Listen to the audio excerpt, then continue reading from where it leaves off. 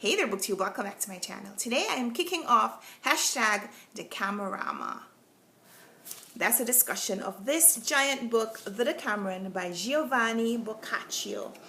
And this is the translation by Wayne A. Rebhorn with 900 and something pages, but it's not all text. This is a book that was written in the 1300s and it has survived as part of the Western canon. It's one of those books that a lot of literature students are forced to read in college. I'm not a literature student, so I was never forced to read this book. As a matter of fact, I don't think I've ever read an excerpt from it. I've heard the name Boccaccio. A few weeks ago, Memento Mori invited BookTube to join him in DECAMORAMA, which is a month-long read-along of this book, which composes 100 short stories, and by short I mean just a couple of pages long. And the stories are sorted into days. It covers a 10-day journey, and there are 10 main characters, and every day each one of the characters tells a story to entertain the others. There's a lot of 10s in this book, and so since there are 10 days left in September, I'm going to post a video each day where I talk about one day of the story. Yeah, I know, I'm a little bit behind on DECAMORAMA, but I'm doing it. So before we get into the short stories, a little bit of the backstory. The book is set in early 1300s in France, and this is the time where the Black Plague is everywhere. And these 7 young women are afraid of hanging around during this plague consuming everything and everyone in its path. So they decide to leave, but women of that age and station are not able to travel by themselves, so they invite 3 young men to go with them. So these 10 characters and the servants that they bring with them, they travel and set up in this abandoned palace, I suppose, abandoned because, you know, the effects of the plague. And they decide that they need to have a leader because they don't want it to fall on one person's shoulders entirely. They decide to choose a different leader every day. So Pampania is the one who proposed this organizational structure, so she is unanimously elected as the queen for the day, and almost immediately they stop referring to her by her first name, and she is thereafter called Queen, uppercase Queen, to show her station. She decides that for entertainment, each one of the members of the group will tell a story to entertain the others. So now we're finished with the backstory. Let's get to the actual stories. Day 1. On day 1, story 1 is told by Panfilo. This story is about a merchant who's invited to become a knight, and he needs to leave someone to be in charge of collecting his debts. He wants a thug, someone who will recover even the money he's lent to the wicked people of Burgundy. So he hires a person called Ser Capoletto, and this debt collector goes to stay with 2 brothers, and while he's there, he falls sick to the point of death. On his sick bed, he overhears the brothers worrying about what will happen to his body if he dies without a Catholic confession. So he tells them to arrange a holy man to come to hear his confession. And the friar who comes is very gullible, and all the questions he asks, Capoletto answers them like a pious man, confessing to a lot of minor things as though those are his gravest sins. And when Capoletto dies, at the funeral, the friar speaks so highly of him that the people believe him to be a saint. Story 2 is told by Nefile, and this story is set in Paris. It's about a Christian businessman who has a Jewish friend. The Christian is named Giannato, the Jew is named Abraham.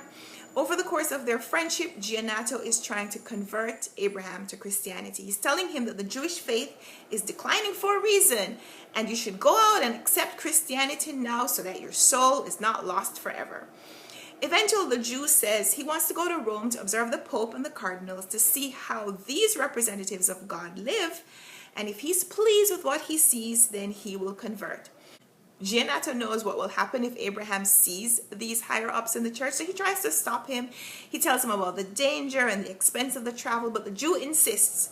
So off he goes to Rome, and what he sees, he's thoroughly disgusted by it. When he comes back, Giannato goes to ask him, you know, what did you think? Knowing that there is no way the Jew will convert now. Abraham describes the sinfulness he observed and said that since the priests are trying to do everything they can to desecrate the church and it's still flourishing, that it must be evidence of the Holy Spirit. And so he ends up converting, and Giannato is the one who baptizes him and calls him Giovanni, which I think is a really interesting choice of name considering that the author's name is Giovanni. but more on that later. Story number 3 is told by Philomena, and this is about a man called Saladin who is in need of a large sum of money, and he decides to force a rich Jew to lend it to him. So he asks the Jew a question that he thinks is going to trap him and force him into having to offer him the money. The Jew's name is Melchizedek, and the question is, of the 3 major religions, which is the true one? So Melchizedek sees the wit and sees the trap that Saladin is trying to set for him, so he decides to respond by telling Saladin a story. And the story is about a wealthy man who had 3 sons, and he decided that when he died he was going to leave a ring, and whichever one of his sons was found to be in possession of the ring when he passed away, that son should be acknowledged as the true leader, the true heir, and the person that the other sons should look up to. The tradition continued through several generations until finally one of the descendants, another rich man, had 3 sons, and he couldn't decide which of the sons he wanted to inherit his wealth. So he had 2 other rings made. These 2 other rings were identical, that even the man himself was not able to distinguish between the 3 rings. And when he died, he left a ring for each one of his sons. So no one could tell who was the rightful heir, and so the case is still pending. Saladin, seeing that he couldn't trap Melchizedek with the question, then confessed what he wanted to ask, and Melchizedek lent him the money, which he repaid, and they became great friends and lived happily ever after. Story number 4 is by Dioneo. A young monk meets a pretty girl and invites her to his room in the monastery to have fun. While they're there, the abbot overhears, and the monk, suspecting that the abbot is listening outside, sneaks out, locks the girl inside, and gives the abbot the key, pretending like he's going back to work. The abbot decides to confirm his suspicions, so he goes to the monk's room, sees the girl, becomes enamored by her, and also decides to have fun with her.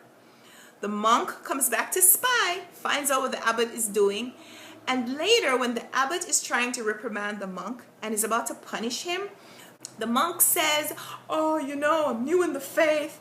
I promise from now on I'll only do what I see you doing."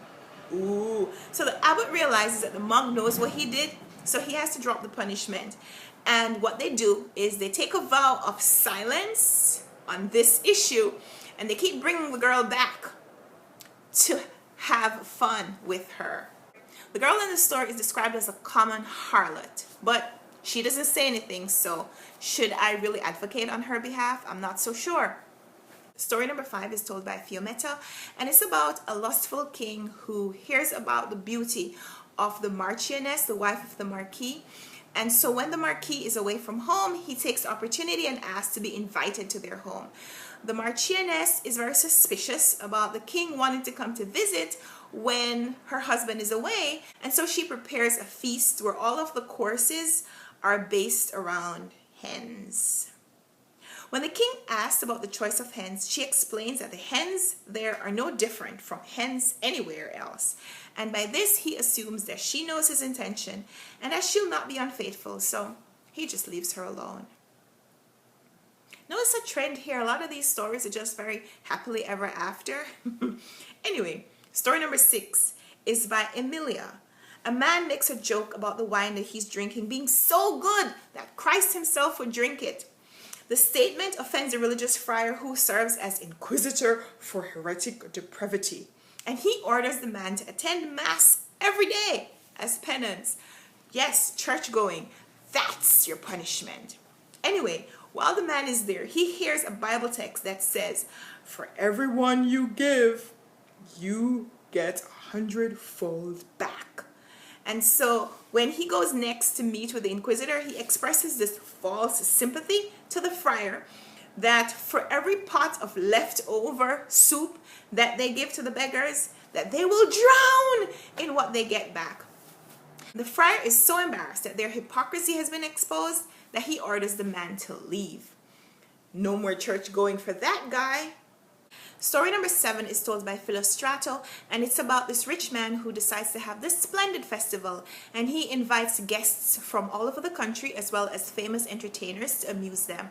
When they get there, however, he has a change of heart, and so he decides to give them token gifts and send them back on their way. One man does not receive anything. He doesn't receive any token gifts or any explanation, so he decides, well, I'm not leaving. So he doesn't have the money to stay, but he puts himself up in this inn, and he has brought 3 suits with him, and so he starts exchanging the suits for the money to stay in the inn. And so he lives out the money from the first suit, he uses up the money from the second suit, and he's almost at the end of using up the money from the third suit when he has an opportunity to meet the rich man who invited him there in the first place. And he tells the rich man a story of a traveler who's invited to a feast, and he's hungry from his travels, and he has some food hidden in his clothes, but you know, he gets invited to this feast, and so he sits down waiting to be served. But the host who invited him sees him sitting there and thinks, you know, maybe he doesn't belong there, and I don't really want to give him my food anymore. So while there's this discussion, the food isn't being served, and so the man, the traveler, he's so hungry, he takes the food that he has in his clothes out and he starts eating. He's almost finished eating the third loaf, and the host realizes, well, wait a minute, I've been generous to everybody. I've given my food away to all these people over the years without caring like who I'm giving the food to. So when Bergamina tells the story, the rich man sees himself in that story, and he decides to make amends. He pays off the money that Bergamino owes at the inn, and he gives him new clothes, and he sends him on his way. Another happy ending. Story number 8 is told by Loretta, and it's about this miserly man named Ermino living in Genoa. He's such a miser that the people no longer call him by his last name. They just call him Ermino Miser. There's this traveler who comes in, and he's a gentleman, and you know, he walks around and he's meeting all these people, and he hears about the miser, and he goes to meet him, and the miser is so impressed by this guy, he wants to put on a good impression. So he brings a traveler whose name is Guglielmino to the home that he's building, and he's asking him, you know, tell me about some of the things that you know about that no one else here has seen, so I might paint them on my walls and impress the people around here. And Guglielmino says, well, I don't know about the things that they haven't seen, but I could tell you something that you haven't seen. And the guy's like, yeah, tell me what it is. And he says, courtesy. Courtesy meaning generosity. And so the miser Ermino is so ashamed that he hasn't been generous that he makes a pact that from now on he's going to be generous, not just to strangers, but also to his fellow citizens. And so another happy ending.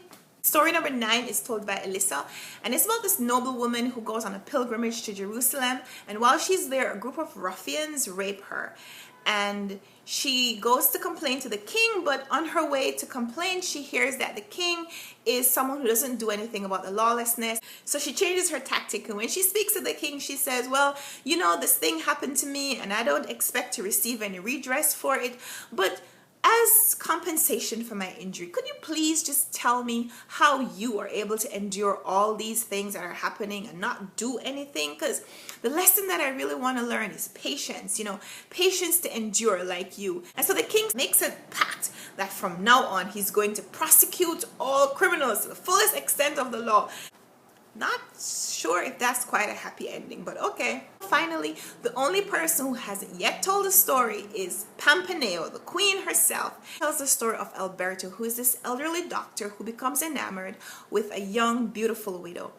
And he starts stalking her. So her friends know about the feelings that he has for her. They ask him, you know, why do you think that this woman who has much younger, much more eligible suitors, why do you think she should pay any attention to you? In his response, he compares love to a leek, where he says, we tend to eat the bitter part while we hold on to the better part.